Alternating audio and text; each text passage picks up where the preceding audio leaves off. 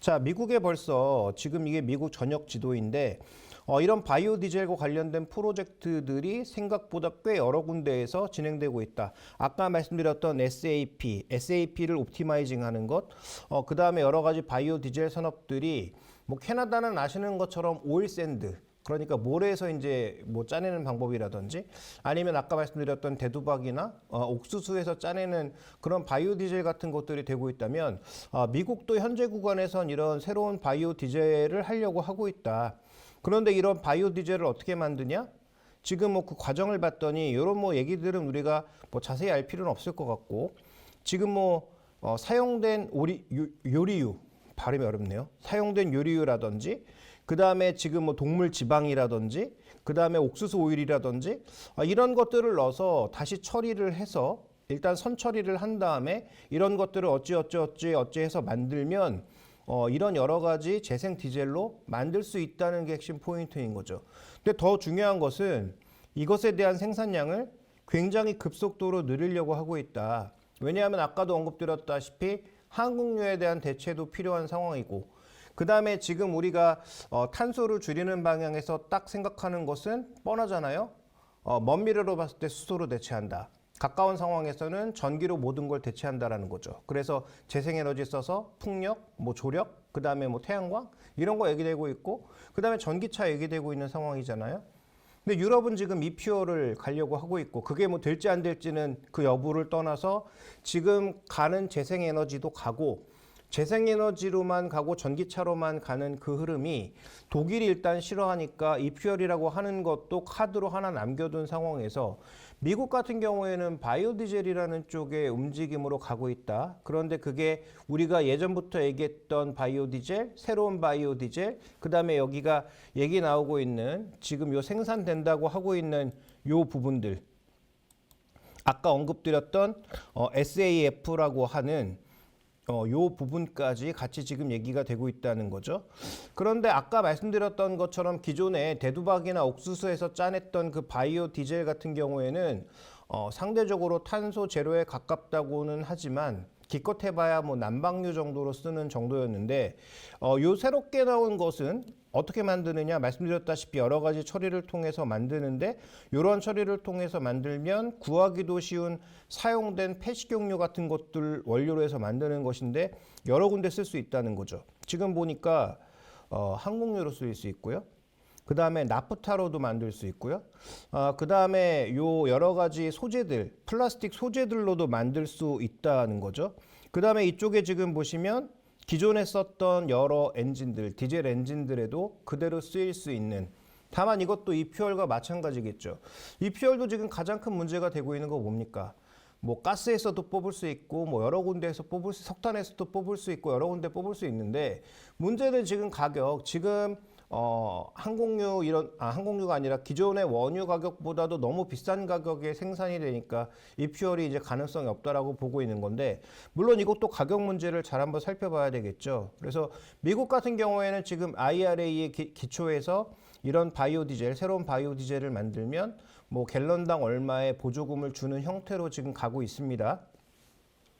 그래서 이 산업도 IRA 법안의 뭐 추가 실행 여부에 따라서 달라진다는 변동성은 물론 있지만 어쨌든 말씀드렸던 대로 생산을 이렇게 가파르게 끌어올리려고 하고 있다. 특히 연도별로 봤을 때 올해, 내년, 내후년까지 굉장히 가파르게 일단 끌어올릴 것으로 예상이 되고 있다는 거죠. 요게 이제 100만 갤런 단위니까 항공유 같은 경우에는 먼 미래에 이걸 100% 다 대체한다라고 하는 그런 상황이라서요. 뭐 이 부분 같은 경우에는 일단 우리가 한번 눈여겨볼 필요가 분명히 있습니다. 따라서 난방유가 아닌 다양한 소재로 쓰일 수 있는 아까 말씀드렸던 부분 SAF나 그 다음에 새로운 바이오 디젤 같은 경우에는 이런 다양한 용도로 쓰이면서 여러분들에게 충분한 시사점을 주고 있다. 그러면 이런 걸 하는 업체들을 지금부터 한번 잘 찾아봐야 되겠죠. 아까 이제 말씀드렸던 그 핀란드 업체 말고도 지금 소위 빅5 우리가 글로벌 오일 메이저라고 하는 그 빅5도 아마도 이런 산업들에 발을 담그고 있을 가능성은 충분히 있다라고 봐야 될 것 같고요.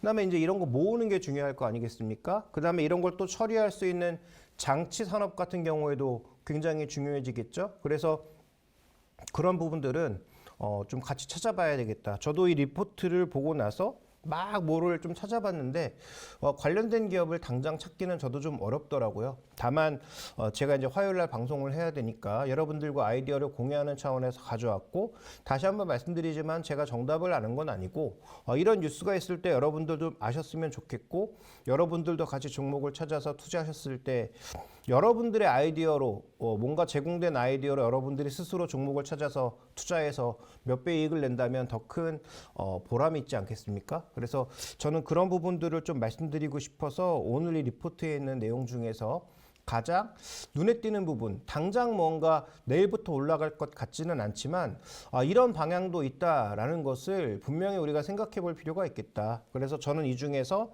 항공유, 그 다음에 이런 것들이 일단 기존 엔진을 대체한다면 우리가 미래의 전기차로 100%다 대체된다라고 생각하는 것이 과연 옳은가에 대해서도 고민이 좀 필요한 거죠.